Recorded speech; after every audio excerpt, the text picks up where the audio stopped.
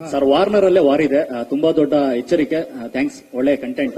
So ಇಡೀ ಸಿನಿಮಾನ ಹಿಂದಿನ ಕಂಟೆಂಟ್ ನೋಡ್ಕೊ ಬಂದ್ರೆ ಅದು ಕಲರ್ಫುಲ್, ಟೋನೇ ಬೇರೆ ಇದೆ, ಕಲರ್ ಟಿಂಟೇ ಬೇರೆ ಇದೆ. ಸೊ ಈ ಕಂಟೆಂಟ್ ಬೇರೆ ತರ ಇದೆ. ಜೊತೆಗೆ ನಿಮ್ಮ ಐಡಿಯಾಲಜಿ ಅಂದ್ರೆ ಪ್ರಜಾಕೀಯದ ಐಡಿಯಾಲಜಿ ಇಲ್ಲೂ ಎದ್ದು ಕಾಣಿಸ್ತಾ ಇದೆ ಸರ್. ನೀವು ಒಂದು ವಾರ್ನಿಂಗ್ ಕೊಡ್ತಾನೆ ಇದ್ರಿ. ಒಂದಷ್ಟು ಗ್ಲಿಮ್ಸಸ್ ಅಲ್ಲಿ ಅಬ್ಸರ್ವ್ ಮಾಡೋದಾದ್ರೆ ಒಂದು ಪಿಲ್ಲರ್ ಗಳ ಮೇಲೆ ಒಂದು ಮೀಡಿಯಾದ ಒಂದಷ್ಟು LED ಇದ್ರಲ್ಲಿ ಬರುತ್ತೆ. ಅಂದ್ರೆ ಜನಗಳು ನೀವು ಸಾಯ್ತಾನೆ ಇರಿ, ನಾವು ಬದುಕ್ತಾರೆ ಅಂದ್ರೆ ಎಚ್ಚರಿಕೆ ಗಂಟೆ. ಅಂದ್ರೆ ಬಡವರಾಗಿರ್ಬೇಕು, ನಾವು ಚಂದಮಾಮ ಕತೆ ಹೇಳ್ಕೊಂಡು ಇರ್ತೀವಿ ಅನ್ನೋ ಪಾರ್ಟಿಗಳಿಗೆ ಇದು ದೊಡ್ಡ ಎಚ್ಚರಿಕೆ ಆಗಿರುತ್ತೆ ಅಂತ. ಇಲ್ಲ, ನಾನು ಹೇಳೋದಕ್ಕಿನ್ನ ಅದು ನನ್ನೊಬ್ಬನ ವ್ಯೂ ಪಾಯಿಂಟ್ ಆಗುತ್ತೆ. ನಾನು ಆದಷ್ಟು ನಿಮ್ಮೆಲ್ಲರ ವ್ಯೂ ಪಾಯಿಂಟ್ ನ ತರಕ್ಕೆ ಪ್ರಯತ್ನ ಪಡ್ತೀನಿ ಯಾವಾಗ್ಲೂ. ಯಾಕಂದ್ರೆ ಒಂದು ಹೇಳ್ತೀನಿ ಕೇಳಿ, ಒಂದು ಸಿನಿಮಾ ನಾನೊಂದು ಫ್ಯಾಮಿಲಿ ಬಗ್ಗೆ, ಒಬ್ಬ ಹೀರೋ ಬಗ್ಗೆ ಕತೆ ಮಾಡಿದ್ರೆ ಅದು ಆ ಹೀರೋ ಬಗ್ಗೆ ಕತೆ ಆಗುತ್ತೆ. ಅವ್ನ ಎಮೋಷನ್, ಅವನಿದು ನೀವೆಲ್ಲ ನೋಡ್ತೀರಾ, ಖುಷಿ ಪಡ್ತೀರಾ, ನಿಮ್ಮನ್ನ ನೀವು ಆ ಹೀರೋ ನೋಡ್ಕೊಂತೀರಾ.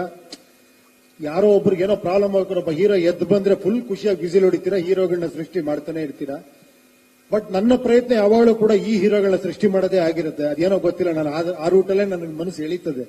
ನನಗೆ ಹಲವಾರು ಕೋಟ್ಯಾಂತರ ಹೀರೋಗಳನ್ನ ಸೃಷ್ಟಿ ಮಾಡಬೇಕು ಅಂತ ಆಸೆ. ಮೊದಲನೇ ಸಿನಿಮಾದಿಂದ ಇವತ್ತರೆಗೂ ಅದು ಅನ್ಸುತ್ತೆ. ಅದನ್ನ ಬೇರೆ ಬೇರೆ ರೀತಿ ಪ್ರಯತ್ನ ಪಡ್ತೀನಿ ಅಷ್ಟೇ. It is not actually about ಯಾವುದೋ ಒಂದು ಪರ್ಟಿಕ್ಯುಲರ್ ಹೀರೋ ಕತೆ ಅಲ್ಲ ಇದು ನಿಮ್ಮ ಕಥೆನೇ ಆಗಿರುತ್ತೆ. ಬಟ್ ನಿಮ್ಗೆ ನೋಡೋದಕ್ಕೆ ನಿಜವಾದ ಹೀರೋ ಕಥೆನೂ ಆಗಿರುತ್ತೆ. ಅದನ್ನ ಬಿಡಕ್ಕಾಗಲ್ಲ, ಯಾಕಂದ್ರೆ that is the commercial element. ಅದೇ ಆಕ್ಚುಲಿ ನಿಮ್ಮನ್ನ ಥಿಯೇಟರ್ ಕೂರಿಸೋದು. We all need stories, exciting stories ಬೇಕು, ತಿರುವುಗಳು ಬೇಕು, ಎಲ್ಲವೂ ಇರುತ್ತೆ. ಅದ್ರ ಜೊತೆಯಲ್ಲಿ ಇನ್ನೊಂದು ಲೇಯರ್ ಇರುತ್ತೆ ಅಷ್ಟೇ. ಆ ತರ ಇದು.